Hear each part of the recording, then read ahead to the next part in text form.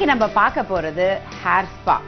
அதாவது ரிலாக்ஸேஷன் அப்படின்னா நம்ம உடம்புக்கு மாத்திரம் இல்லைங்க, நம்ம முடிக்கும் ரிலாக்ஸேஷன் ரொம்ப அவசியம். பாருங்களேன், ஸோ முடிக்கு ரிலாக்ஸேஷனா அப்படின்னு பார்த்தீங்கன்னா, ஏன்னா நிறைய பேர் முடிக்கு ஒரு முடிவே இல்லையே, ரொம்ப என்னோட முடி அலை அலையா இல்லாம வளைவளைவா இருக்கே, ரொம்ப ட்ரையா இருக்கே அப்படின்லாம் ஃபீல் பண்றவங்களுக்காக வந்தது தான் நீங்க செய்ய வேண்டிய ட்ரீட்மெண்ட். என்னன்னு பார்த்தீங்கன்னா அதுதாங்க ஹேர் ஸ்பா. ஸோ இந்த ஹேர் ஸ்பால பார்த்தீங்கன்னா நிறைய பேர் வெயில்ல வெளியில போயிட்டு இருக்கும்போது அதுல காயிற நம்ம முடிக்கு ஒரு சுகமான ஒரு பரிசு தான் இந்த ஹேர் ஸ்பா ட்ரீட்மெண்ட்.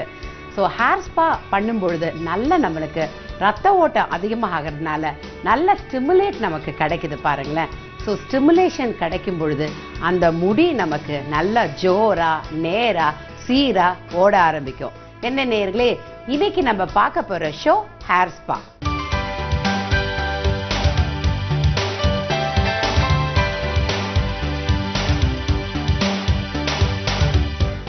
ஸோ இப்போ நம்ம இவங்களுக்கு பார்க்குற ஹேரை பார்த்தீங்கன்னா இவங்களுக்கு கலர்டு ஹேர் அண்ட் ட்ரை ஹேராக இருக்குது. ஸோ இந்த மாதிரி கலர்டு ஹேரும் அதாவது ட்ரை அண்ட் டேமேஜ் ஹேரை நம்ம காப்பாற்றுறதுக்காக தான் இந்த repair rescue treatment, spa treatment நம்ம பண்ண போகிறோம். ஃபர்ஸ்ட் இந்த ட்ரீட்மெண்ட் பண்ணும்போது கண்டிப்பாக நம்ம ஹேர் வாஷ் பண்ணிடணும். நல்ல பிராண்டட் குவாலிட்டி ஷாம்பு போட்டு ஹேர் வாஷ் பண்ணிட்டு தான் இந்த ஹேர் ஸ்பாவே ஆரம்பிக்கிறோம்.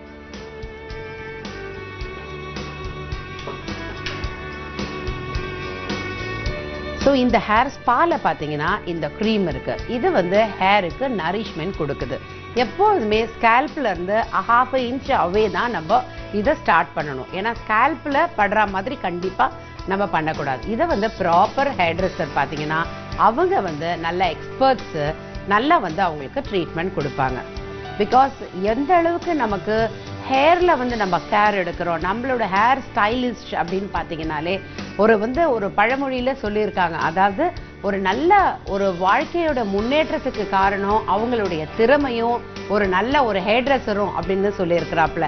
அந்த மாதிரி ஒரு நல்ல ஹேர் ட்ரெஸ்ஸர் இருக்கும் பொழுது அவங்களுடைய பெஸ்ட் சஜஷன் கேட்டுட்டு அதுக்கு தகுந்த மாதிரி நம்ம ஹேரையும் சரி நம்ம ஹேர் ஸ்டைலையும் சரி மாத்திக்கிட்டா கண்டிப்பா ரொம்ப அழகா இருக்கும். இதுல இந்த க்ரீம் போட்டு நம்ம நல்லா மசாஜ் பண்றோம். மசாஜ் பண்ணும்பொழுது பாத்தீங்கன்னா layer by layer, session by session எடுத்து அதை கிளிப் பண்ணிட்டு ஃபர்ஸ்ட் அப்ளிகேஷன் ஆஃப் அந்த நரிஷ்மெண்ட் அந்த க்ரீம் போடும்பொழுது எல்லாம் all over the scalp all over the hair உங்களுக்கு இந்த க்ரீம் அப்ளிகேஷன் படுற மாதிரி அப்ளை பண்ணிட்டு அதுக்கப்புறம் we should start slowly getting அந்த மசாஜ் பண்ண நம்ம ஆரம்பிக்கிறோம். எப்படி ஆக்சுவலி நம்மளோட உடம்புல வெயிட் போட்டா நம்ம எவ்வளோ கவலைப்படுவோமோ அந்த மாதிரி பாருங்களேன், நம்மளுடைய ஹேரும் சரி நம்ம முடியோடைய அந்த வெயிட் குறைஞ்சாலும் சரி முடி ஒயிட் ஆனாலும் சரி நமக்கு ரொம்ப தின் ஹேரா இருந்தாலும் சரி கண்டிப்பா நம்ம ரொம்ப கவலைப்படுவோம் இல்லையா? ஸோ அந்த கவலையில இருந்து நம்மளுடைய முடிக்கு ஒரு நல்ல பளபளப்பையும் நல்ல மினுமினுப்பையும் கொடுக்கணும் அப்படின்னு நினைச்சாக்கா இந்த மாதிரி கண்டிப்பா நம்ம ஹேர் ஸ்பா ட்ரீட்மெண்ட் எடுத்துக்கணும். எப்படி நம்ம ஹேர்ல எப்படி நம்ம சாப்பிடுற சாப்பாட்டுல புரோட்டீன் ரொம்ப அவசியமோ அதே மாதிரி கண்டிப்பா நம்ம ஹேருக்கும் புரோட்டீன் ரொம்ப ரொம்ப அவசியங்க. ஹேருக்கு புரோட்டீனா அப்படின்னு பார்த்தீங்கன்னா அதுதான் இந்த ஹேர் ஸ்பால இருக்கு. ஸோ அந்த ஸ்பால இருக்கக்கூடிய அந்த புரோட்டீன் ட்ரீட்மெண்ட் அது நம்ம ஹேர்ல பட்டு ஹேருக்கு ஒரு நல்ல ஸ்ட்ரென்தன் கிடைக்குது. பாருங்களேன், ஸோ இந்த ஹேர் ஸ்பா நம்ம பண்ணும் பொழுது அதுல நல்ல நமக்கு ஒரு லைஃப் கிடைக்குது. ஸோ ஆஃப்டர் அப்ளிகேஷன் பார்த்தீங்கன்னா உங்களுக்கு மசாஜ் ஹேர் ஸ்பாக்கு ரொம்ப ரொம்ப முக்கியங்க. ஸோ அதுலேயும் பார்த்தீங்கன்னா சில ஸ்ட்ரோக்ஸ் இருக்குது, ஒவ்வொரு ஸ்ட்ரோக்ஸும் ஒவ்வொரு விதத்தில் நமக்கு எஃபெக்ட் கிடைக்குது. இப்போ பாருங்களேன், ஏன்னா எந்த அளவுக்கு நம்ம மசாஜ் பண்ணுறோமோ ஸோ ஒன்லி அப்ளிகேஷன் இல்லாமல் மசாஜ் பண்ணும்பொழுது பாருங்களேன், இப்போ இந்த ஃப்ரண்ட்டில் நம்ம பண்ணும்பொழுது அது நல்ல ஃபோர்ஹெடுக்கு நமக்கு நல்ல ரிலாக்ஸேஷன் கிடைக்குது அந்த மசாஜ். இப்போ பண்ணுற ஸ்ட்ரோக்ஸ் இந்த மசாஜ் பார்த்தீங்கன்னா நல்ல சர்க்குலேஷன் நமக்கு பிளட் சர்க்குலேஷன் நல்லா கிடைக்குது. அண்ட் தென் இங்கே பார்த்தீங்கன்னா அடுத்ததுன்னு பார்க்கும்பொழுது இந்த நெக்கில் நம்ம கொடுக்கணும் மசாஜ். ஸோ நெக்கில் கொடுக்கும்பொழுது பாருங்கள் அந்த ஃபுல் அந்த நெக் நமக்கு நல்ல ரிலாக்ஸேஷன் கிடைக்குது. இந்த மாதிரி ஸ்ட்ரோக்ஸ் பண்ணும்பொழுது மசாஜ் பண்ணும்பொழுது ஹெட் மசாஜ் அப்படின்னு சொல்லிட்டு வெறும் ஹெட்டுக்கு மாத்திரம் பண்ண வேண்டியது கிடையாது. ஃபோர்ஹெட்ல இருந்து நம்ம ஆரம்பிச்சாதான் அதனோட ரிலாக்ஸேஷன் நம்மளுக்கு where the nerves muscle has been started அந்த எங்கே வந்து அதை எண்ட் ஆகுது அப்படிங்கிற ப்ரொசீஜராக பண்ணும்பொழுது தான் கண்டிப்பாக நமக்கு நல்ல ரிலாக்ஸேஷன் கிடைக்கும். இப்போ இது எல்லாமே ஃபோர்ஹெட்க்கு ரொம்ப நல்லா இருக்கும். இப்போ இந்த மாதிரி மசாஜ் பண்ணும்பொழுது ஒரு ஹேண்ட்ஸ் நம்ம வச்சுட்டு பண்ணும்பொழுது அதை எடுத்துட்டு 2 ஹேண்ட்ஸையும் நம்ம இமீடியட்டாக எடுக்கக்கூடாது. ஒரு ஹேண்ட்ஸில் மசாஜ் பண்ணுறோன்னா இன்னொரு ஹேண்ட்ஸை ஹோல்ட் பண்ணிட்டு இருக்கணும். அப்போ தான் அதோட ஃபுல் எஃபெக்ட் நமக்கு கண்டிப்பாக கிடைக்கும். இது வந்து நல்ல சர்க்குலேஷன் கிடைக்குது அவங்களுக்கு. அண்ட் தென் அப்படி பார்த்தீங்கன்னா உங்களுக்கு இப்போ இந்த clock voice anti clock voice மாதிரி ஹேரில் வந்து கம்ப்ளீட் ரொட்டேஷன் நம்ம பண்ணுறோம். அது இந்த மாதிரி பண்ணும் பொழுது ஃபுல் ஸ்கேல்ப் வந்து நமக்கு கவர் ஆன மாதிரி நமக்கு மசாஜ் வந்து ரிசல்ட்ஸ் கிடைக்கும். அண்ட் தென் உங்களுக்கு நெக்கில் கொண்டு வரோம் நம்ம. ஸோ நெக் மசாஜ் பண்ணும்போது கம்ப்ளீட்டாக அந்த நர்வ்ஸ் அந்த சைடில் இருக்கக்கூடிய ரிலாக்ஸ் அந்த சம்டைம்ஸ் வந்து சில பேருக்கு ஒரு மாதிரி ஸ்வெல்லிங் மாதிரி இருக்கும், சம் கிளான்ஸ் ஃபார்ம் ஆகிருக்கும், அதெல்லாம் வந்துட்டு அப்படியே வந்து அவங்களுக்கு கொஞ்சம் கொஞ்சமாக அது நார்மல் அந்த சர்க்குலேஷன் ஈஸியாக நமக்கு கிடைக்க ஆரம்பிக்கும். ஆஃப்டர் தட் பார்த்தீங்கன்னா உங்களுக்கு ஷோல்டர் மசாஜ் கொடுக்குறோம். ஸோ ஷோல்டர் மசாஜ் கொடுக்கும்போது கம்ப்ளீட் ரிலாக்ஸேஷன் நமக்கு கண்டிப்பாக கிடைக்கும். ஸோ ஃபைனலாக பார்த்தீங்கன்னா மசாஜ் பண்ண உடனே அதை அழகாக அந்த பேக்கில் கொண்டு வந்து இந்த மாதிரி நம்ம 1 by 1 அந்த ஸ்ட்ரோக்ஸ் அதை அழகாக ஸ்டெப் பை ஸ்டெப் பண்ணும்பொழுது தான் த ஹோல் அந்த ஹேர் ஸ்பாவோட ரிசல்ட்ஸே நமக்கு கிடைக்கும் பாருங்களேன். ஸோ இந்த மாதிரி நம்ம பண்ணும் பொழுது நல்ல நமக்கு ஹேருக்கு நரிஷ்மெண்ட் கிடைக்குது, நல்ல ஆக்சிஜன் கிடைக்குது, நல்ல நியூட்ரியன்ட் நமக்கு ஹேரில் கிடைக்குது. பிகாஸ் ஹேருக்கு இவ்வளோ விஷயமா அப்படின்னு பார்ப்போம் நம்ம.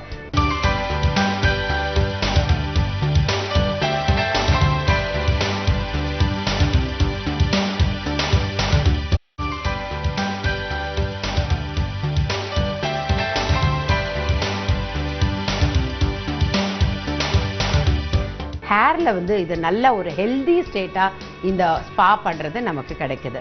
ஏன்னா இந்த மசாஜுக்கு அடுத்து பார்த்தீங்கன்னா இப்போ நம்ம ஸ்டீம் கொடுக்கணும்.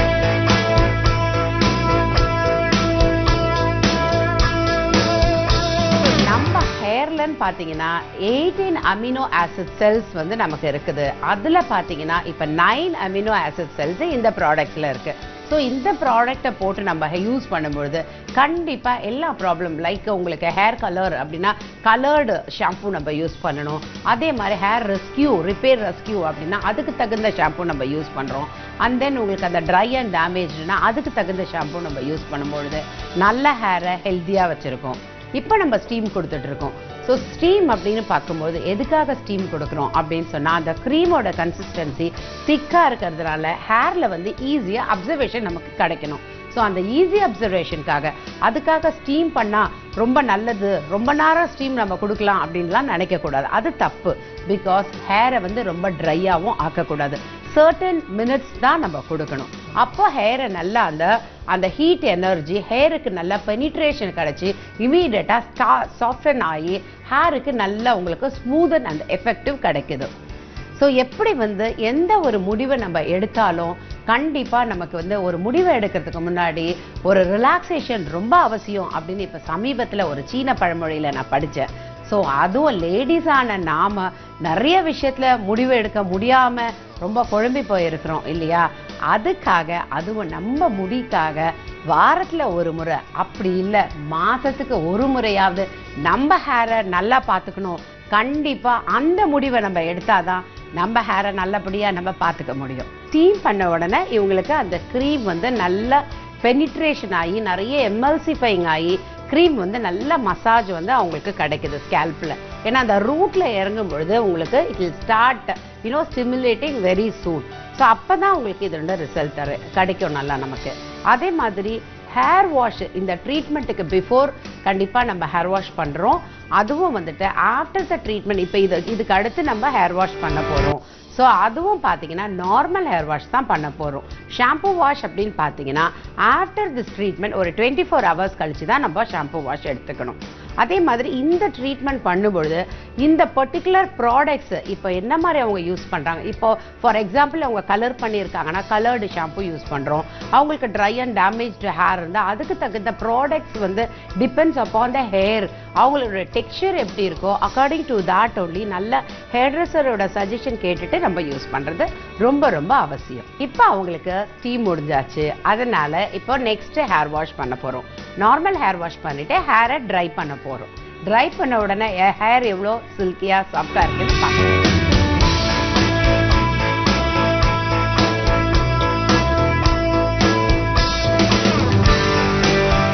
இப்போ பாருங்க, இந்த ஸ்பா பண்ண ஹேரு எவ்வளோ ட்ரை அண்ட் டேமேஜாக இருந்த ஹேரு இப்போ நல்லா குவைட் ஆப்போசிட்டாக உங்களுக்கு வந்து எவ்வளோ அழகாக சாஃப்ட் அண்ட் சில்கியாக மாறிடுச்சு பார்த்தீங்களா.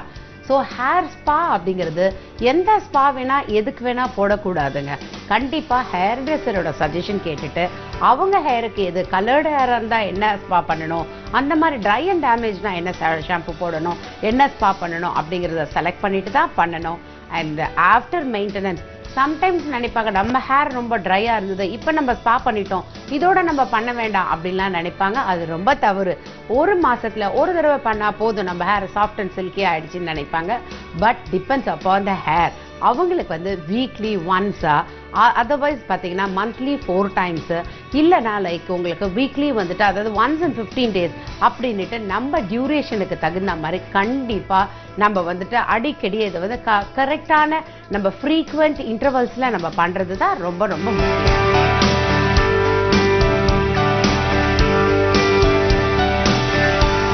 முடி பிரச்சனைக்கு முடிவே இல்லையான்ட்டு எத்தனையோ பேர் கலங்கி போயிருக்கிறாங்க. இனிமேல் முடிக்கு நம்ம கவலைப்பட வேண்டிய அவசியமே இல்லை. போன முடியை பற்றி கவலைப்படாம இனிமேல் வளர்ற முடியை பற்றி சந்தோஷப்படுங்க. என்ன நேயர்களே, இன்னைக்கு இந்த ஹேர் ஸ்பா பார்த்தோம். எந்த அளவுக்கு நமக்கு முடிக்கு ஒரு நல்ல பொலிவையும் நல்ல அழகையும் நல்ல ஸ்ட்ரென்த்தையும் கொடுத்துருக்குன்னு பார்த்தோம். ஸோ எப்போதுமே பாருங்களேன், நான் உங்களுக்கு இதை எந்த எபிசோடு முடியும் பொழுதும் ஒரு அழகு குறிப்பு கொடுப்பேன். ஸோ இன்னைக்கு நான் கொடுக்க போகிற அழகு குறிப்பு என்னன்னு பார்த்தா ஹேரை பற்றி.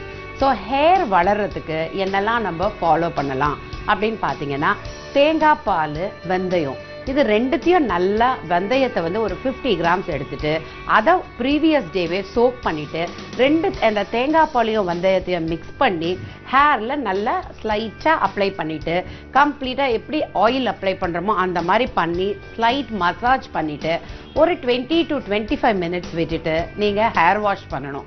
ஹேர் வாஷ் பண்ணும்பொழுது அந்த வாட்டரில் லெமன் இருக்கு இல்லைங்களா, அது ஒரு 2 lime எடுத்துட்டு நல்லா அந்த ஜூஸை வந்து போட்டுட்டு அதில் ஹேர் வாஷ் பண்ணிங்கன்னா உங்களுக்கு நல்ல ரிசல்ட்ஸ் கிடைக்கும். அதே மாதிரி இது இல்லைனா இன்னொரு நாள் ஆல்டர்னேட்டிவ்னு பார்த்தீங்கன்னா திரிபலா சூரணம்னு ஒரு சூரணம் இருக்கு. அந்த சூரணத்தையும் தண்ணியில் கொட்டிட்டு அதை எடுத்துட்டு பவுடர் இருக்கும், அந்த பவுடரை தண்ணியில் ஒரு 2 tablespoon போட்டுட்டு ஹேர் வாஷ் பண்ணிக்கிட்டிங்கன்னா நல்ல ஹேர் வந்து சில்கியாகவும் ஹேல் அண்ட் ஹெல்தியாகவும் இருக்கும். நன்றி நேயர்களே.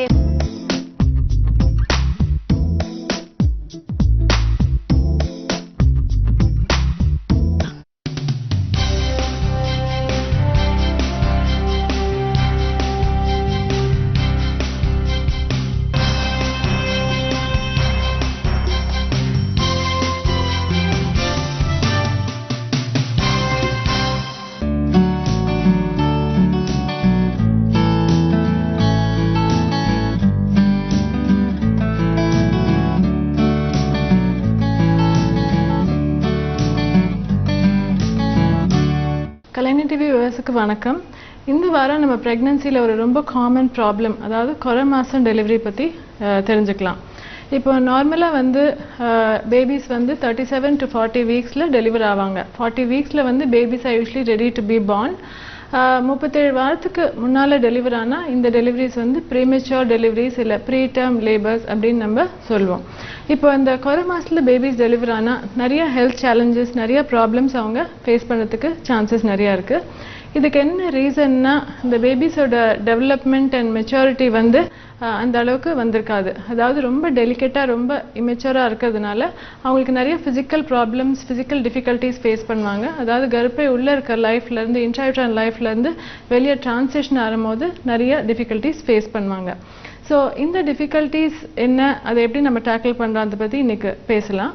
இப்போ ப்ரீடம் லேபர் என்ன சிம்டம்ஸ் இருக்கும், என்ன மாதிரி ப்ராப்ளம்ஸ் இருந்தால் நம்ம குறை மாதத்தில் டெலிவரி ஆகுன்ற சிம்டம்ஸ் பற்றி நம்ம தெரிஞ்சுக்கிட்டாதான் நம்ம வந்து சில இன்டர்வென்ஷன்ஸ் பண்ணலாம். அதாவது பேபி லேபர் பெயினை தடுக்கிறதுக்கு சில மெடிசின்ஸ் கொடுக்கலாம். அண்ட் சப்போஸ் பேபி டெலிவரி ஆகிற மாதிரி இருந்தால் கூட சில ட்ரீட்மெண்ட்ஸ் கொடுத்து பேபியோட அவுட்கம் இம்ப்ரூவ் பண்ணுறதுக்கு நம்ம ஸ்டெப்ஸ் எடுக்கலாம். இப்போ ஏன் சில பேருக்கு இந்த குறை மாதம் டெலிவரி ஆகுதுன்றதுக்கு என்ன ரீசன்ஸ் இருக்குன்னா, நம்ம லாட் ஆஃப் டைம்ஸ் என்ன ரீசனுக்காக குறை மாதத்தில் வலி வருதுன்றது நமக்கு தெரியாது. நிறைய விமனுக்கு வந்து கம்ப்ளீட்லி நார்மல் ப்ரெக்னன்சிஸ், அதாவது அந்த டைம் வரைக்கும் எந்த பிரச்சனையும் இல்லாத ப்ரெக்னன்சி ப்ரொசீட் ஆகிட்டு இருந்தால் கூட சடனாக வந்து குறை மாதத்தில் லேபர் பெயின் வரதுக்கு அன்னோன் ரீசன்ஸுக்கு திடீர்னு லேபர் பெயின் வரதுக்கு சான்சஸ் இருக்குது. பட் சில சுச்சுவேஷன்ஸில் இந்த லேபர் பெயின் வந்து ஏர்லியராகவே வரதுக்கு சான்சஸ் நிறையா இருக்குது. தீஸ் ப்ரெக்னன்சிஸ் வந்து high risk for preterm labour அப்படின்னு நம்ம சொல்வோம்.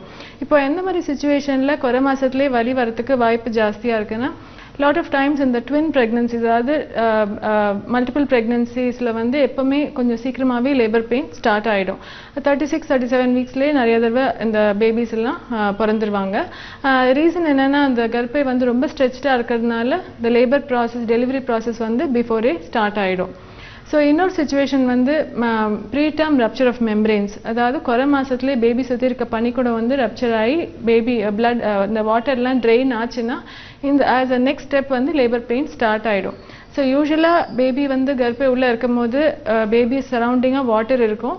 அண்ட் அந்த பேபி அண்ட் வாட்டர் வந்து ஒரு மெம்ப்ரெயின், அதாவது ஆம்னியாட்டிக் மெம்ப்ரெயின் உள்ள பேபி அண்ட் வாட்டர் இருக்கும்.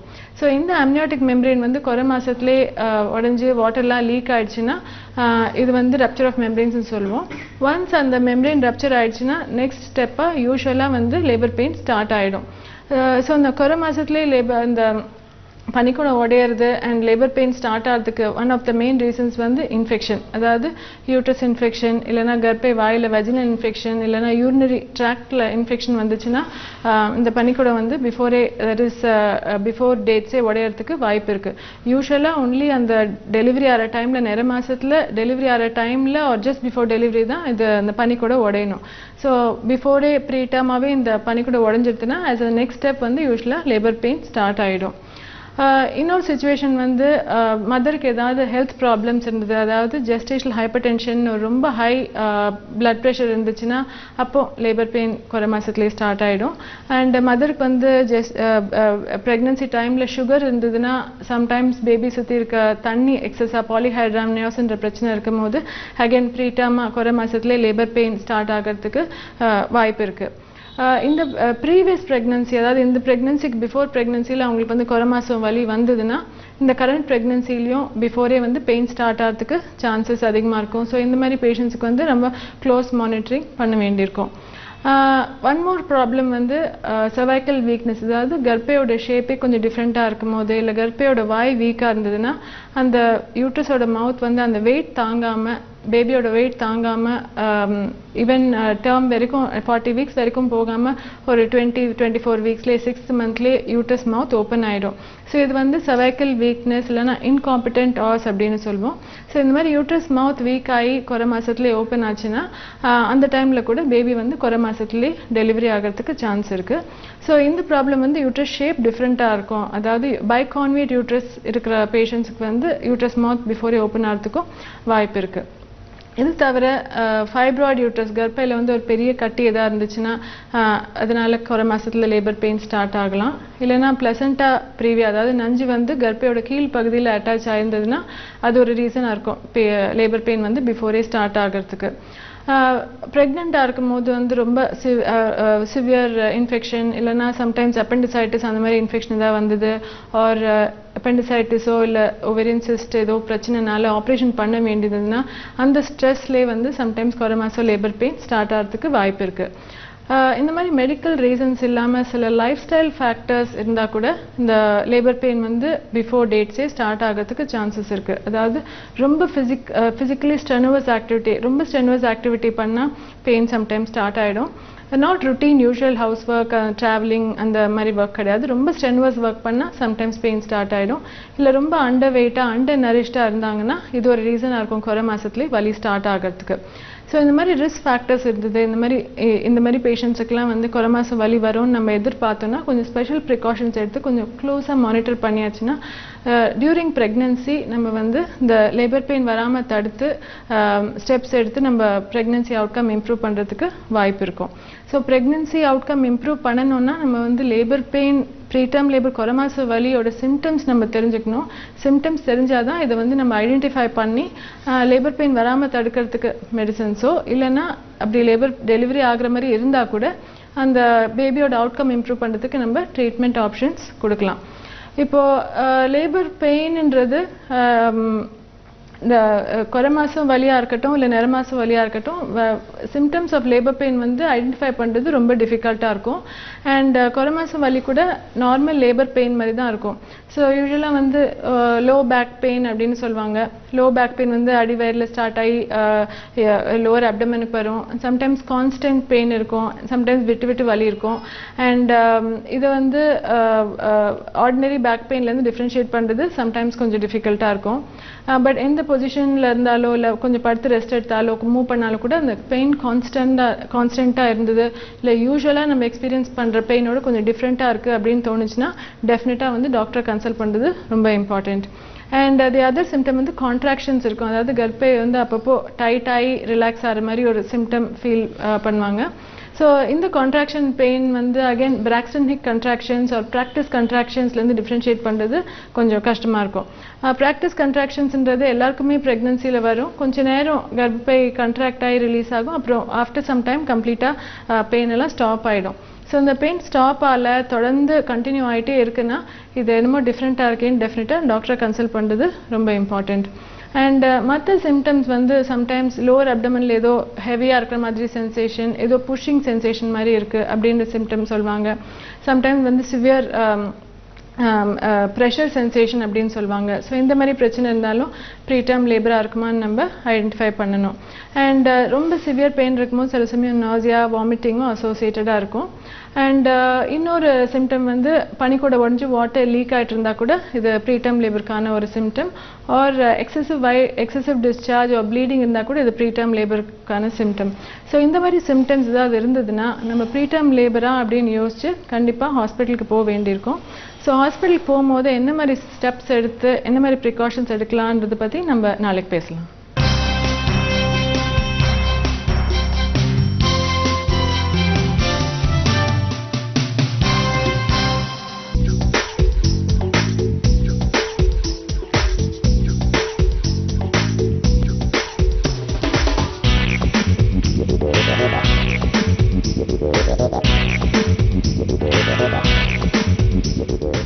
வணக்கம் நேயர்களே. இப்போ எல்லாருமே ஒரு டிபார்ட்மெண்ட்ல இல்லை ஏதாவது கடைக்கு போனால் பல விதமான எண்ணெய் கிடைக்கிறது.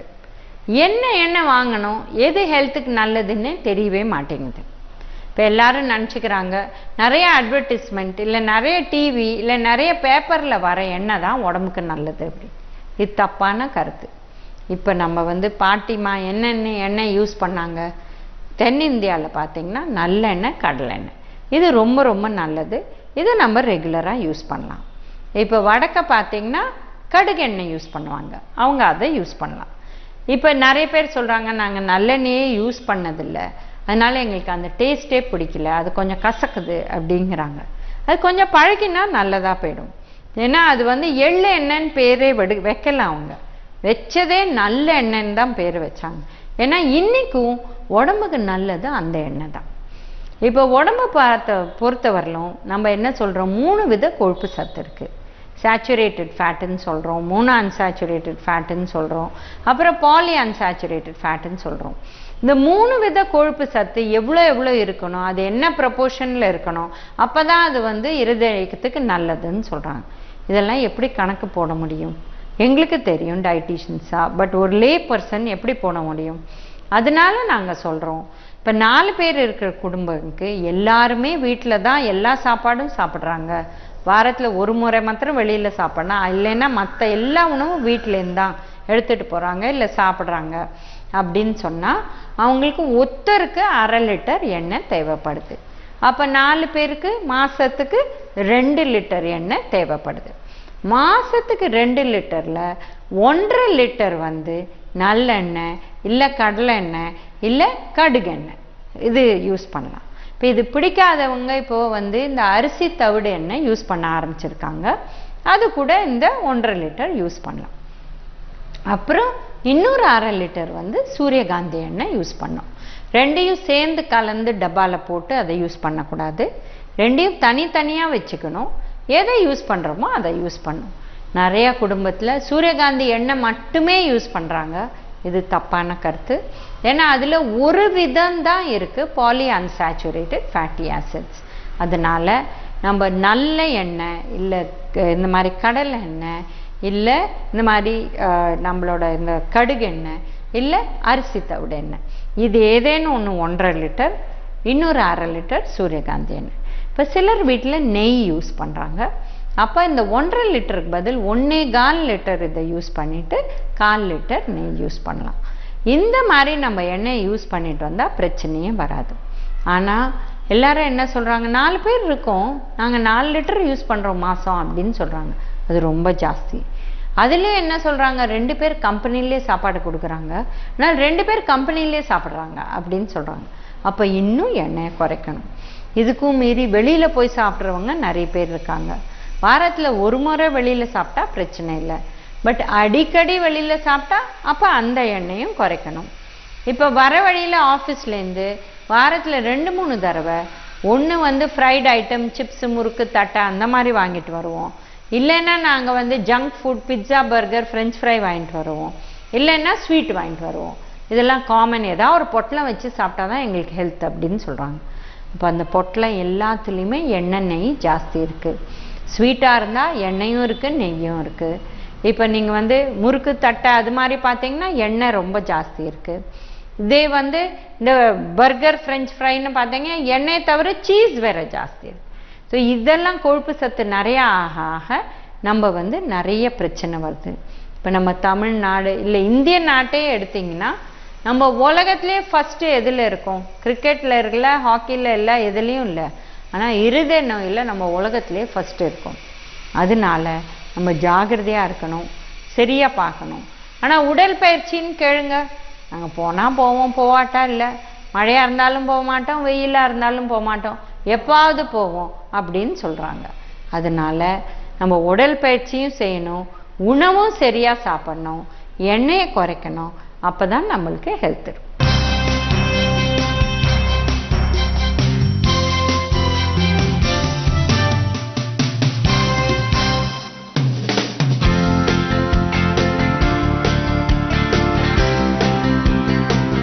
ஹலோ வியூவர்ஸ், என் பேர் பார்வதி அசோக். இன்னைக்கு உங்களுக்கு வீட்டு குறிப்பல் செக்மெண்ட்டில் தோசையெல்லாம் எப்படி மொறுமொறுப்பாக வருதுங்கிறத சொல்ல போகிறேன். குழந்தை யூஸ்வலாகவே வந்து ஹோட்டல் மாதிரி ரோஸ்ட்டு தோசை வேணும் அப்படின்னு கேட்பாங்க. ஆனால் வீட்டில் வந்து ஈஸியாக அந்த தோசையை கொண்டுட்டு வர முடியும். எப்படின்னா, நம்ம ஜவ்வரிசி இருக்கு இல்லையா, அதை நல்லா வறுத்து பவுடர், ரவை மாதிரி பவுடர் பண்ணி வச்சுக்கோங்க. அதை ரெடிமேடாக வச்சிட்டிங்கன்னா நீங்கள் நார்மல் தோசை விடும்போதும் சரி, இல்லைன்னா அடை தோசை விடும்போதும் சரி, அதில் ஒரு 2 ஸ்பூன் கலந்துட்டு அதுக்கப்புறம் தோசை மட்டும் ஊற்றி பாருங்களேன். மொறுன்னு கிறிஸ்பியாக அந்த பசங்க இன்னும் வேணும் வேணும்னு கேட்டு சாப்பிட்டுட்டே இருப்பாங்க பாருங்க. நமக்கும் அது ரொம்ப சந்தோஷமாக இருக்கும், குழந்தைங்களும் ரொம்ப விரும்பி சாப்பிடுவாங்க. எல்லாரும் ட்ரை பண்ணி பாருங்க.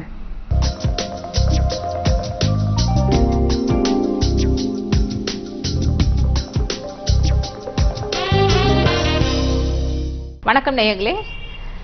இன்னைக்கு நிகழ்ச்சியில் வந்து கலந்துக்கிறதுக்காக தஞ்சாவூர்லேருந்து மிஸ்ஸஸ் சீதாலட்சுமி வந்திருக்காங்க. சரி மேடம், இவங்க வந்து நம்ம ஏற்கனவே சொல்லிட்டு இருக்கோம், உணவு, உடை, இருப்பிடம் இது சம்பந்தமான என்ன தொழில் செஞ்சாலும் வேகமாக போகும். அது கூடவே வந்து இன்னைக்கு மருத்துவத்துறையும் இருக்கட்டும், இன்னைக்கு அவங்களுக்கு என்டர்டைன்மெண்ட்க்கு யூஸ் ஆகிற மற்ற பொழுதுபோக்கு சாதனங்களாகட்டும், மொபைல், இது மாதிரி பொருட்களும் அடுத்தடுத்த கட்டத்தில் வருது. ஆனால் என்னைக்கு முக்கிய பங்கு வகிக்கிறது ஆடை இல்லாட்டா அப்படின்னு நம்ம நினச்சே பார்க்க முடியாது. அதனால் ஆடை வந்து எல்லாத்தை விட முக்கியம்னு நம்ம நினைக்கிறோம். கண்டிப்பாக அதுக்குரிய தனி இடமே இருக்குது. ஆடைகள் வந்து வடிவமைக்கிறதுல நம்ம ஏற்கனவே சாதாரணமாக ப்ளவுஸ் தைக்கிறதுலேருந்து சொல்லியிருக்கோம். ப்ளவுஸ் வந்து நல்லா ஸ்டிச் பண்ணுறதுக்கு நிறைய ஆட்கள் வந்து முன்பகிறதில்லை. அவசரமாக வேகமாக தச்சு போடுற காலகட்டமாக இருக்குது. அப்படி இருக்கும்போது சரியான ஃபிட்டாக இருக்குது இல்லை அந்த ப்ளவுஸோ ஷர்ட்டோ அந்த மாதிரி. அதனால தான் இப்போ ரெடிமேட் ட்ரெஸ்ஸஸ் நிறைய போகுது.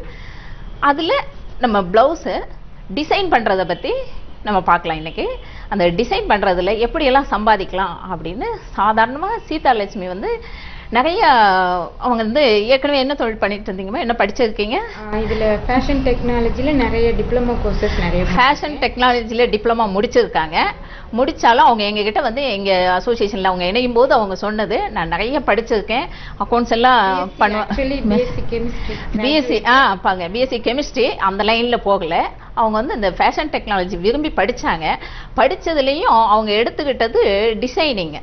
ப்ளவுஸ் எல்லாம் தச்சு டிசைன் பண்ணால் அதனுடைய ரேட்டு நம்ம அதுக்கு கொடுக்கக்கூடிய விலை வந்து அதுக்கு வாங்குற பொருட்கள் வந்து கொஞ்சமாக இருக்கலாம், ஆனால் கொடுக்கக்கூடிய நேரம் தான் அதிக விலை இல்லையா? கிரியேட்டிவிட்டி மைண்டு எப்படி அதை கிரியேட் பண்ணுறது, கிரியேட்டிவ் நீங்கள் யோசிக்கிறது, புதுசாக யோசிக்கும் போது தான் உங்களுடைய எண்ணங்கள் அதில் பிரதிபலிக்கும். அப்போ நான் எல்லா தொழிலுக்குமே அது வந்து இந்த பாயிண்ட் ரொம்ப முக்கியமானது. புதுசா யோசிக்கணும், நேசிக்கணும். அதை வெரி குட் வெரி குட். அந்த தொழிலை நீங்க நேசிக்கணும், உள் வாங்கிக்கணும். இது வந்து தொழிலா பார்க்காம எப்படி வந்து நம்ம கடவுள்னா எப்படி தெய்வ பக்தியோட இருக்கும், அதே மாதிரி அந்த தொழில் மேல பக்தி இருக்கணும்னு சொல்ல வரீங்க. இதை வந்து ஒரு ஹாபியா பண்ணேன். எனக்கு கிரீட்டிங் கார்டு போடுறது ஒரு ஹாபி. அந்த ஹாபியா பண்ணது இந்த அளவுக்கு பிசினஸ் ஆகுற அளவுக்கு பெருசாயிடுச்சு. அவங்க வந்து ஒரு பொழுதுபோக்காவே செஞ்சுட்டு இருந்திருக்காங்க. பொழுதுபோக்கா செஞ்சது வந்து இன்ட்ரெஸ்ட் ஆகி அதுவே வருமானம் வரக்கூடியதா இருக்கவே இன்னும் அதிகம். எப்பவுமே ஒரு இன்ட்ரெஸ்டா இருக்கிறதுல ரொம்ப வருமானம் கூட சேர்ந்து வருது அப்படின்னு சொன்னோன்னா அந்த ஹாபி வந்து இன்னும் கொஞ்சம் இன்ட்ரெஸ்டிவா நீங்க டெவலப் பண்ணிக்கிட்டாங்க. அதுல அவங்களுடைய கற்பனை திறன் தான் இங்க கொட்டி கிடக்கிற பிளவுஸ் பிட்ஸ், பிளவுசஸ் எல்லாமே. அதுக்கு நீங்க நேரம் எப்படி செலவு பண்றீங்க? எல்லா வேலையும் முடிச்சுட்டு தான் நீங்க செலவு பண்றீங்க. நம்ம அந்த காலத்துல இருந்து ஆரியா ஒர்க்குன்னு சொல்லிட்டு ஆரி ஒர்க் சொல்றாங்க, ஆரியா ஒர்க்குன்னு சொல்றாங்க. இந்த மாதிரி நீடில் வச்சு குத்தி குத்தி எடுக்கிறது, அந்த இது வந்து இன்னைக்கும் பிரபலமா இருக்குது. நடுவில் இல்லாம அதுக்கு வந்து ஒரு முக்கியத்துவம் கொடுக்காம இருந்தாங்க இல்லையா? அடுத்து இந்த டிசைனர்ஸ் பிளவுசஸ் அப்படின்னு வந்த உடனே இதுக்கு பெரிய முக்கியத்துவம் ஆயிடுச்சு. நாங்க கூட சொல்லுவோம், ட்ரெஸ் நீங்க ஒரு 300 ரூபாய் சாரியை 3000 ஆக்கலாம். 3000 ரூபாய்க்கு நீங்க அதை வந்து அலங்காரப்படுத்துறீங்க. அது அந்த ரேட்டுக்கு நீங்க கொடுக்குற மாதிரி அலங்காரம் பண்ணலாம். அந்த மாதிரி விஷயம்தான் உங்களுக்கு ஒரு நல்ல லாபத்தை கொடுக்குது. அதனால அதை செலக்ட் பண்ணியிருக்காங்க இவங்க. இது வந்து கத்துக்கிறதுக்கு ரொம்ப கொஞ்சம் நாள் எடுக்க தான் செய்யும். நீங்க அவசரப்படுற மாதிரி இன்னைக்கு வந்து பெண்கள் வந்து இன்னைக்கே கத்துக்கணும், நாளைக்கே தொழில் தொடங்கிடணும், அடுத்த நாளே லாபம் வரணும், அடுத்து எப்படி வரும், இப்படி இமேஜினேஷன். உடனே லோன் கிடைக்குமா, உடனே கொடுத்துருவாங்களா, என்ன தேடி வந்து கொடுப்பாங்களா, எவ்வளோ இன்ட்ரெஸ்ட் கொடுக்கணும், இப்படியெல்லாம் வேகமாக மைண்டில் அவங்களுக்கு வேகமாக ஓடிட்டு இருக்கு. இந்த காலகட்டத்தில் அவங்க நிதானமாக செய்யக்கூடிய வேலை இது டைம் ஸ்பெண்ட் பண்ணி தான் கற்றுக்க முடியும். குறைஞ்சது என்னதான் ஸ்பீடாக அவங்க கற்றுக்கிட்டாலும் 1 மந்த்தாவது அவங்க வந்து இதை கற்றுக்க வேண்டியிருக்கும். இது வந்து நீடில் உள்ள விட்டு இப்போ நீங்களே பார்க்கலாம், இந்த டிசைனுக்கு இவங்க எவ்வளோ டைம் ஸ்பெண்ட் பண்ணியிருப்பாங்க பாருங்க. இது வந்து மிஷினில் கொடுத்து தைக்கிறது கிடையாது. நம்ம மிஷினில் எம்ப்ராய்டரி பார்த்துருக்கோம், அதுவும் அழகாக தான் இருக்கும். அந்த மிஷின் எம்ப்ராய்டரி வந்து நீங்கள் வேகமாக தச்சிட்டு போயிடலாம். மிஷின் எம்ப்ராய்டரி வேகமாக தச்சிட்டு போகும்போது அதுக்குரிய கூலி வந்து உங்களுக்கு கம்மியாக தான் இருக்கும். 600ல் முடிச்சிடலாம் அந்த மாதிரி எல்லாம் 600. ஆனால் இதெல்லாம் 1000ஸ்ல தான் நாங்கள் சார்ஜ் பண்ண வேண்டியிருக்கோம். நிறைய ப்ளவுசஸ் இங்கே போட்டிருக்காங்க. எல்லா இதுலேயும் ப்ளவுஸ் பிட் வாங்கிடுறாங்க. அதுக்கு ஸ்லீவுக்கு அவங்க தனியாக வந்து இந்த டிசைன் கொடுக்குறாங்க, நெக்குக்கு தனியாக டிசைன் கொடுக்குறாங்க. சில வந்து பட்டு சேரியாக இருந்தால் வாங்கிட்டு வந்து கொடுத்துட்றாங்க. இவங்க அதுக்கு மேலே இந்த மாதிரி டிசைன் பண்ணி கூட கொஞ்சம் ஒரு 2000 3000 அந்த அளவுக்கு சார்ஜ் பண்ணுறாங்க. புடவையை வாங்கிட்டு வந்து கொடுத்தாலும் இவங்க இந்த டிசைனை பண்ணினதுக்கு அதுக்கேற்ற மாதிரி 1000லேருந்து 5000 வரைக்கும் பண்ணுறீங்க. ஏன்னா பட்டு சேரின்றதால அவங்க விருப்பத்துக்கு ஏற்ற மாதிரி அதிகப்படியாக அவங்க டைம் ஸ்பெண்ட் பண்ணி அவங்க அந்த டிசைனை கொடுக்குறாங்க. இது வந்து ப்ளவுஸ் பிட்டு, இதில் நெக்கு போட்டு கொடுக்குறாங்க. சாதாரண ஒரு சாரியோட சாரியில் அட்டாச்சாக வர blouse bit, silk cotton material. இதில் வந்து இவங்க பாருங்க என்ன அருமையாக டிசைன் கொடுத்துருக்காங்க. இதுக்கு இவங்களுக்கு வந்து எவ்வளோ நாள் போயிருக்கும்? ஒரு 2 days எடுத்துக்கிறாங்க. அந்த ஜர்தோஷி மெட்டீரியல், இதில் வந்து ஜரி, ஜர்தோசி, பீட்ஸு, ஸ்டோன்ஸு, சமிக்கி இதெல்லாம் வந்து வாங்கி வைக்க வேண்டியிருக்கு. அது எந்த இடத்துல எது ஃபிட் பண்ணால் நல்லா இருக்கும். நீங்கள் நுணுக்கமாக பார்த்தீங்கன்னா இது ரொம்ப அழகாக இருக்கும். ஜர்தோசின்றது கொஞ்சம் வச்சு தைக்கிறது கொஞ்சம் கஷ்டமானது தான். அவங்க ஃபுல்லாகவே வைக்க மாட்டாங்க, அதிகமாக ஜர்தோசி எடுக்க மாட்டாங்க ஒரு இதுக்கு. ஆமாம், இது பிரின்ஸ் அந்த மாதிரி அவங்களுடைய ராஜா ராணி இளவரசி அவங்களுடைய ட்ரெஸ்ஸஸ்க்கு இந்த மாதிரி ஜர்தோசி அதிகமாக யூஸ் பண்ண வேண்டி வரும். இப்போ அந்த மாடல் வந்துடுச்சு, நகைகள் ட்ரெஸ்ஸு எல்லாமே ராஜா ராணி மாடல் நிறைய வர தொடங்கிடுச்சு. இதே மாதிரி இதுவும் ஃபுல்லாக ஜர்தோசியே நாங்கள் சொன்னேன். அந்த ஜர்தோசின்றது இது சல்வாருடைய டாப்பு. இந்த ப்ளவுஸ் நெக்குக்கு ஸ்டோன்ஸ் வச்சுருக்காங்க. இப்போ கல்யாண ட்ரெஸ்ஸு கல்யாண பொண்ணு போட்டிருக்காங்க, இது மாதிரி டிசைன் பண்ணி எல்லாம் போட்டிருக்காங்க அப்படின்னு தெரிஞ்சா அதை பார்த்துட்ட உடனே ஃப்ரெண்டு கேட்பாங்க, சுற்றி வந்திருக்கவங்க நல்லா இருந்துச்சு. எப்போ சாப்பாடு ட்ரெஸ்ஸை பற்றி மட்டும்தான் பேசுவோம் கல்யாண வீட்டில்.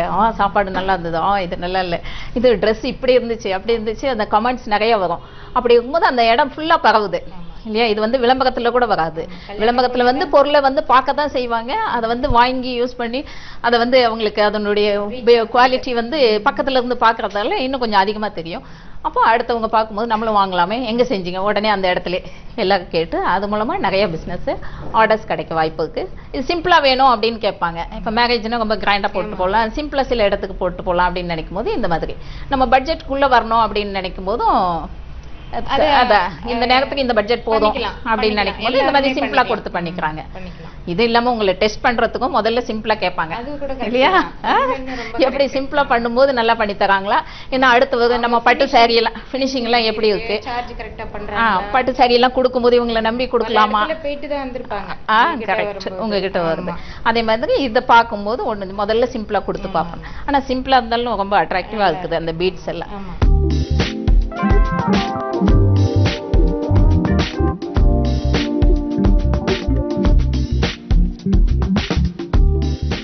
இது வந்து இது குழந்தைங்களோட டாப்பு. ஏன் இந்த மாதிரி கிராண்டா பண்றோம்னா அதுங்களுக்கு ஜுவல்ஸ் ஆர்னமெண்ட்ஸ் எல்லாம் போட்டுக்கிட்டே இருக்காதுங்க. ஒரு ஃபங்க்ஷனுக்கு எல்லாம் போனாக்க அது போடுறது கஷ்டம். இது மாதிரி போட்டுட்டு உங்களுக்கு கிராண்டாவும் இருக்கும். இவங்க சொல்ல வர்றது வந்து சின்ன பிள்ளைங்களுக்கெல்லாம் இந்த மாதிரி கழுத்துல ஒரு நெக்லஸ் போட்டா மாதிரி நான் வந்து டிசைன் பண்ணிடுறேன். அவங்களுக்கு வந்து நெக்லஸ் போட்டு வெளியெல்லாம் அனுப்ப முடியாது, அதுவும் ரொம்ப நேரம் அவங்க மாட்டிட்டுலாம் இருக்க மாட்டாங்க. அப்போ இதுவே வந்து அவங்க கழுத்தை வந்து அலங்கரிக்கிற மாதிரி இருக்கும். அதுக்காக இந்த மாதிரி எனக்கு வந்து குழந்தைங்களுக்கு நாங்கள் போட்டு கொடுக்குறேன். இப்படி ஒரு ஐடியாவில் பண்ணி கொடுத்துட்டு இருக்கோம் அப்படின்றாங்க. இது ரொம்ப சிம்பிளாகவும் வந்து சொன்ன மாதிரி எல்லாமே வந்து ஆமாம் ரொம்ப உண்மையிலே நீங்கள் சொன்ன மாதிரி நெக்லஸ் போட்ட மாதிரி தான் இருக்கு. குழந்தைக்கு இல்ல பெரியவங்க கூட ஒரு நெக்லஸ் போட்ட மாதிரி இருக்கும் இதை போட்டிருந்தா. அவங்க ஒரு டாப் நெக்ல பண்ணுவோம், பேக் சைடுல ஃப்ரண்ட் சைடு வரும், ஃப்ரண்ட்ல. அதே மாதிரி ப்ளவுஸ்ல சிம்பிள் ஓரளவு சிம்பிளா சில்க் சாரில சிம்பிளா பண்றவங்க அதே ஜுவல் டிசைன். சில வந்து திடீர்னு வீட்டில் வந்து ஒத்துக்க மாட்டாங்க, இவ்வளோ பண்ணோம் நம்ம சாரீ வாங்கிறதுக்கே இவ்வளோ செலவு பண்ணிட்டோம், திருப்பி டிசைன் பண்ணுறதுக்கு இவ்வளோ செலவா அப்படின்னு நினைக்கிறவங்களுக்கு சிம்பிளாகவும் பண்ணிக்கலாம் உங்கள் பட்ஜெட்டுக்குள்ளே அப்படின்ற மாதிரி இந்த சிம்பிளாக கொடுக்குறீங்க. ஓகே, ஏன்னா ஃப்ரண்ட் சைடு ஒரு ஜுவல் போட்டோன்னா அதே பேக் சைடு இருக்க மாதிரி. ஓஹோ, இது பேக் நெக்கு. பேக் நெக்கு ஃப்ரண்ட்ல நீங்க இதே மாதிரி வந்து ஜுவல் நிறைய கிடைக்குது, இந்த மாங்காய் மாடல்ல நிறைய கிடைக்குது, அதனால பேக்லயும் இந்த டிசைன் வரா மாதிரி அவங்க அப்படி பண்ணியிருக்காங்கன்னு சொல்றாங்க. இதுவும் ஒரு நல்ல ஐடியா தான். இப்போ நீங்க கைக்கெல்லாம் வந்து வங்கி மாதிரி ஒரு ஜுவல் எல்லாம் போடுவோம், அந்த ஆர்னமெண்ட் போட்டுக்குவாங்க, மேரேஜ்ல எல்லாம் வைப்பாங்க. அதுக்கு வந்து பிளவுஸ்லேயே வச்சுட்டாங்க பாருங்க, அவங்க பிளவுஸ் ஸ்லீவ்லேயே வச்சுட்டாங்க. ஏன்னா கல்யாண பொண்ணு மட்டும்தான் போட்டிருக்கோம், மற்றவங்க எல்லாம் போட முடியாது. அதுக்காக அது அடிக்கடி வந்து கொஞ்சம் கழண்டு விழுற மாதிரி இருக்கும், லூஸா இருக்கும், டைட் பண்ணிட்டே இருக்கணும், ரொம்ப அன்னீசியா தெரியும். அதனால அந்த கல்யாண பொண்ணுக்கு அன்னீசியா தெரியாம இருக்கிறதுக்கு அவங்களுடைய பிளவுஸ்ல கையிலே இந்த டிசைனை வச்சுட்டாங்க. எப்பவுமே ஒரு தொழில் பண்ணும்போது நம்ம குவாலிட்டியும் பெஸ்டா கொடுக்கணும், 50% குவாலிட்டி ஈக்குவலா நாணயமாகவும் இருக்கணும், அப்போ நம்பி வருவாங்க. இதுதான் ஒரு தொழிலுக்கு. நம்ம ஒவ்வொருத்தர்கிட்டையும் ஒவ்வொரு மாதிரி ரேட்டு நம்ம ஃபிக்ஸ் பண்ணக்கூடாது. இது கூடவே சேர்த்து இப்போ வந்து கேட்குறவங்களுக்கெல்லாம் நீங்கள் வந்து இந்த மாதிரி ஸ்டோன் தான் வச்சு கொடுப்பீங்களா, இல்லை சமைக்க வச்சு கொடுக்குறது, இந்த மாதிரி வேலைப்பாடு மட்டும்தான் பண்ணுவீங்களா, எனக்கு பிரிண்டிங் போட்டு கொடுக்க மாட்டிங்களா, பிரிண்ட் பண்ணி கொடுக்க மாட்டிங்களா, ஸ்க்ரீன் பிரிண்டில் பண்ணுறது, அந்த மாதிரியும் சேர்த்து பண்ணிங்கன்னா நல்லாயிருக்கும். அப்போ இது வந்து காஸ்ட்லி ஆகுது, கையில் ரொம்ப நேரம் எடுக்குது. இது ஈஸியாக கொஞ்ச நேரத்தில் பண்ணிடலாம், நிறைய டிசைன்ஸை கொடுத்துடலாம் பிரிண்டிங்கில். அப்போ அந்த மாதிரியும் சாரி பண்ணி கொடுக்குறாங்க இவங்க. பாருங்க எவ்வளோ அழகா இருக்கு. இது வந்து ஒண்ணுமே இல்லாம இந்த பக்கம் பாருங்க எப்படி இருக்கும். இதுலயே வந்து அவங்க லைன்ஸ் போட்டு பார்டர் கொண்டு வந்துட்டாங்க. இது எவ்வளவு லுக்கா இருப்பாங்க. இது வந்து பிரிண்டிங்க்கு அவங்க டிரா பண்ணி இருக்காங்க.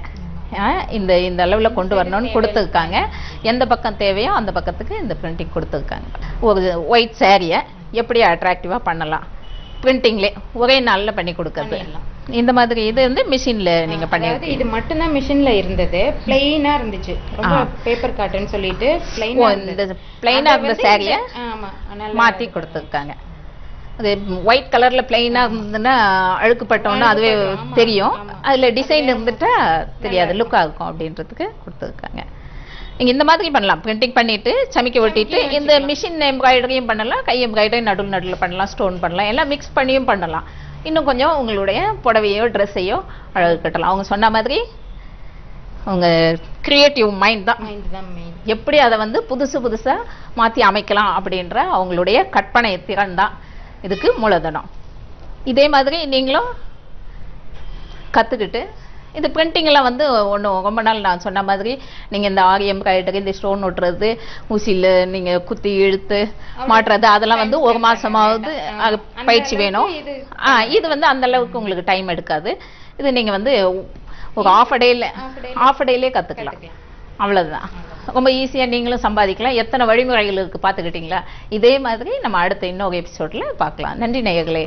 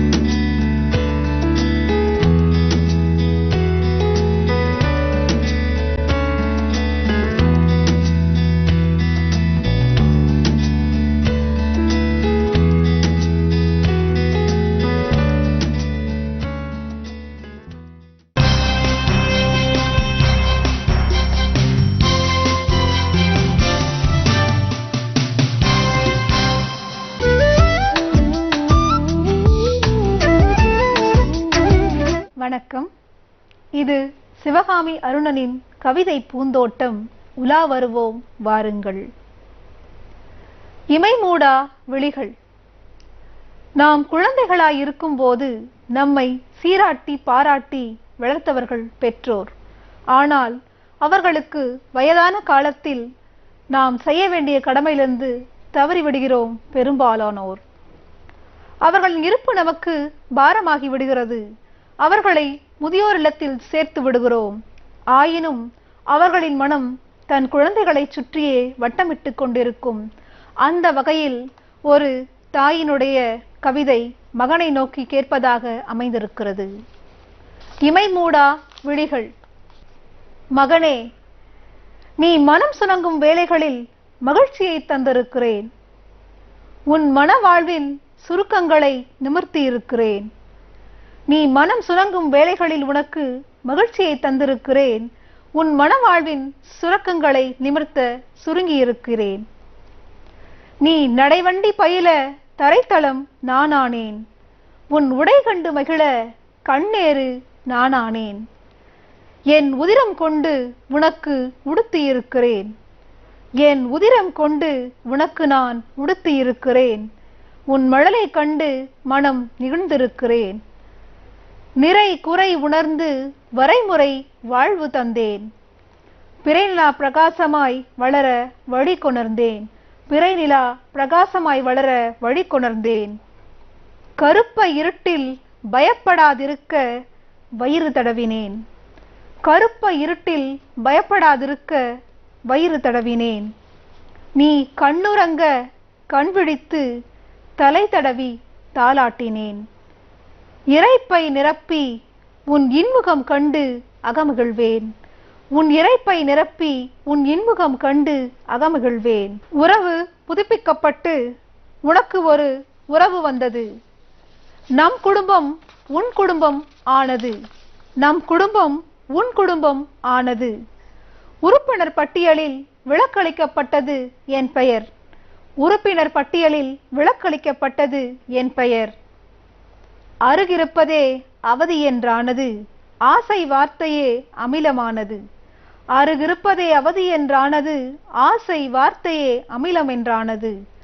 ஆதரவற்றோர் இல்லத்தில் அடைக்கலமானது எனதன்பு. ஆதரவற்றோர் இல்லத்தில் அடைக்கலமானது எனதன்பு. உன் பிறந்த நாளை இனிப்புகள் வழங்கி கொண்டாடி வருகிறேன். உன் பிறந்த நாளை இனிப்புகள் வழங்கி கொண்டாடி வருகிறேன். என் இறந்த நாளிற்காவது இங்கு ஒருமுறையேனும் வந்து போ. என் இறந்த நாளிற்காவது இங்கு வந்து போ. இமை மூடா என் விழிகள் உன் வரவை எதிர்நோக்கும். மீண்டும் நாளை உலா வருவோம். நன்றி, வணக்கம்.